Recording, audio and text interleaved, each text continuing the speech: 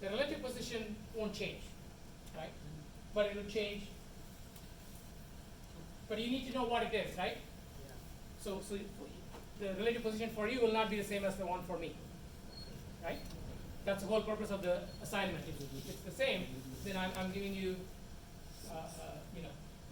So what you should do, the way you should proceed is that you should take this exploit, which works for group ID 1000, and try to make it work for your group ID. Okay, so that's the easiest way to sort of, because the program is there, all you need to do is to fill out these values, right? So all you learn is how do I probe the memory using GDB, fill in the values, and then I get the exploit to work. Right? And of course, in filling in, I'm going to make a mistake, something is not going to work, and I'm going to figure out how to debug that. Okay, so once you do that, then you are going to be in a much better position to write other exploits on your own. Okay? Keep in mind that this is a bit more involved than some of the exploits, like just doing a return address override. Right? So if you do a return address override, that's, you are not crossing one from the stack frame of auth into the stack frame of G. So there are a fewer things to worry about. Right? So, but this one is a bit more involved, and then there are other exploits which are, more involved. Right? So this is somewhere in the medium range. But since it's the example is given to you, you can start from there and go on. Yeah. Which one of this is the canary value exactly? I believe this is the one. B7E6E TFC. Professor, how do you differentiate between the B7 On the right. E6 and Yeah. I told you, right? You just have to look at an assembly code, right? So if the lazy approach doesn't work, then we do the hard one, right? So let's look at, let's open,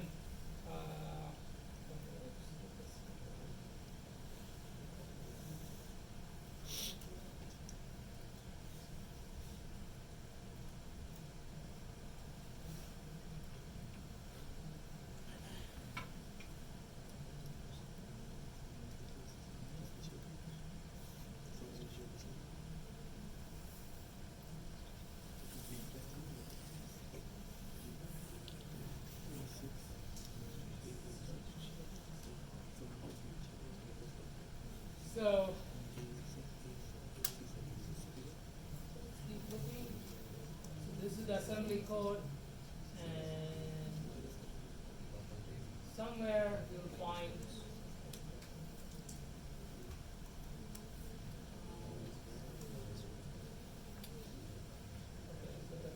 this is the auth function, right? So it shows that. And let's go to the end of auth.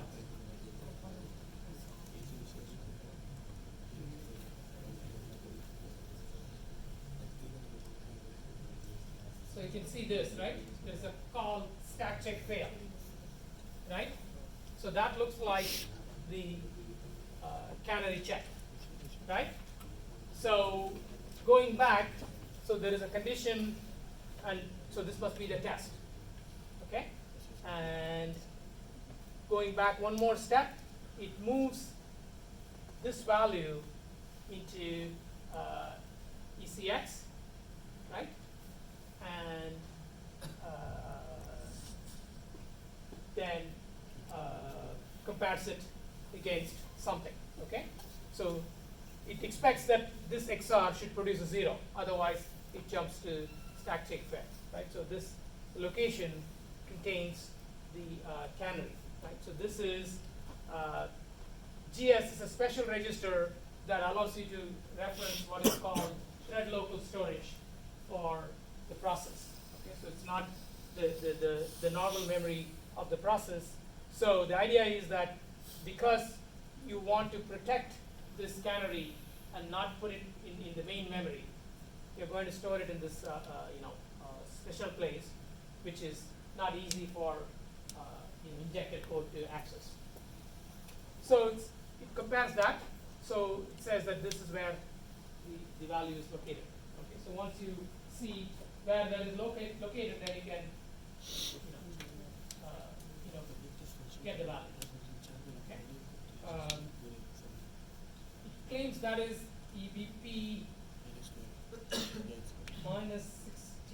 it is probably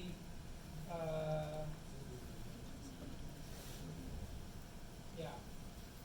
I'm not exactly sure why we are not getting or why I think I'm not seeing the canary there. I must be because I'm getting confused somewhere, right? But this is where the code is right? So we can get confused. The code is not going to get confused. It may be wrong. It's not confused. So that's where it is, and you can check that and print it out. Worst case, right? You can go into GDB, go into assembly, and stop at this instruction, and then you can say, okay, what is the EBP value at that point? And so when you take that measure, then you'll be able to figure out where things are. Any other questions? So I think I basically covered what I wanted to cover. So just spend the next couple of minutes questions and then wrap up. Yeah. So when we wanted EBP, why don't we just like print EBP? Why did we do minus like take something below that and then try to find EBP with that? No, we were looking for the saved EBP. Okay? Because saved EBP is what is stored on the stack. And when we overwrite the stack, we want to make sure that we don't overwrite important content. And saved EBP is one of the important content, because if you mess it up, when it returns to the caller's EBP will be messed up, and the caller's local variables will not be there, and the caller will basically crash. Right? So that's why we want to make sure that we preserve any important quantity that is needed for the program to continue and exploit it successfully. Yeah. Can you please go to the code where the put string E and 3 offsets we have to find by trial and error? I'm sorry, put string. In driver auth D program. Yeah, sure. Now,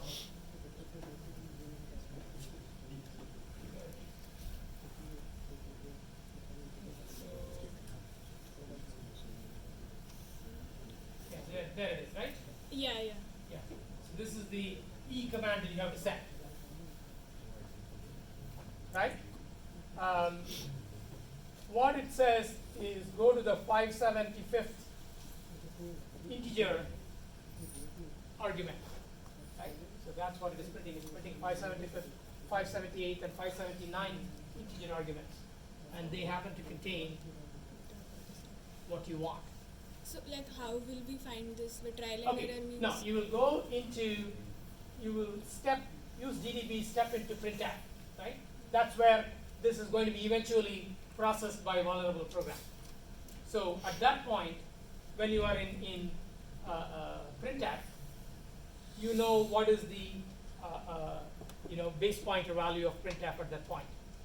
Okay, and then you want to, then you already know where these are on the stack, right? You are interested in, let's say, the current canary and things like that.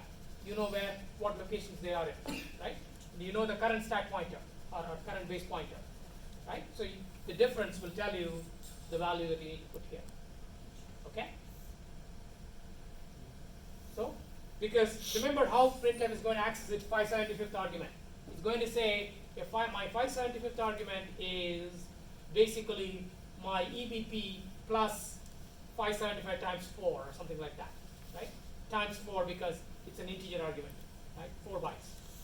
So I'm going to simply add this 575 times 4 to my EBP, and that's where it will be. Okay? It may not be 575, maybe it's 576, maybe 577, right? So you need to figure out exactly what it is. But it will be, once you know the location of your target, right, such as the canary location, and you know the current value of the stack pointer, you'll be able to figure out the rest.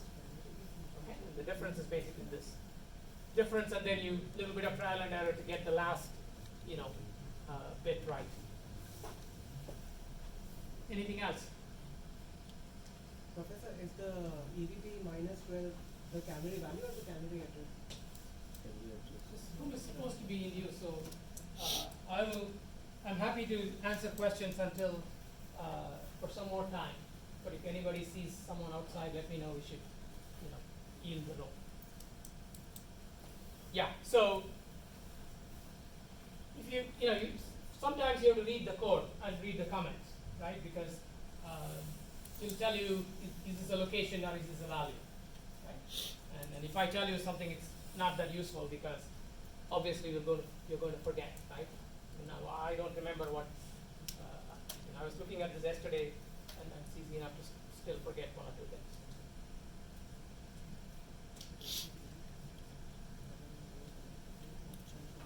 Anything else? Yeah. Is it correct for the vulnerable program to crash like we saw? Like isn't that won't it be noticeable an incorrect exploit if it crashed? Well, let me give you a simple answer, right? If the exploit does what it is supposed to do and it crashes, you still get full credit. So the answer is that if it is preferable, right, for the attack to go unnoticed. But many times it's not that easy. Okay, the attacker usually relies on the fact that people are too busy to notice even the most obvious bad thing happening on their system. Right? Because otherwise, most attacks will be very easily noticed because the attacker's job is not that easy, as you'll find out as you do this assignment. Right? And so there is a lot of trial and error involved, and so it's difficult to have a successful attack without leaving traces. I mean, once your attack succeeds, you can try to clean up. Because once you have access on the system, then you can try to, clear out the logs and stuff. But until then, it's a little difficult. Anything else? Okay, so you have, you should try to get at least this program working for your Loop ID